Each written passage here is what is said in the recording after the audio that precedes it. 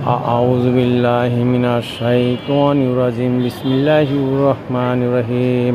আল্লাহ পাক রব্বুল আলামিন কোরআনুল কারীমের ৩৬ নং সূরা ইয়াসিন ২১ নং আয়াতে ইরশাদ করেন যে আত্তাবিউ মাল্লা ইয়াসআলুকুম আজরা ওয়া হুম মুহতাদুন।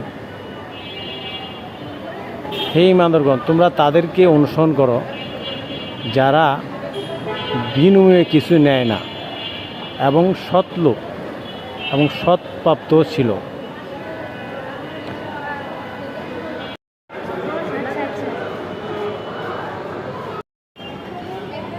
আউযু বিল্লাহি মিনাশ শাইতানির রাজিম। বিসমিল্লাহির রহমানির রহিম।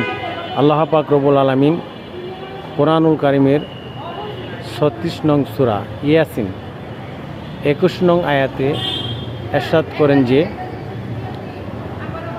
আত্তাবিউ মাল্লা ইয়াসআলুকুম আজরা ওয়া হুম মুহতাদুন।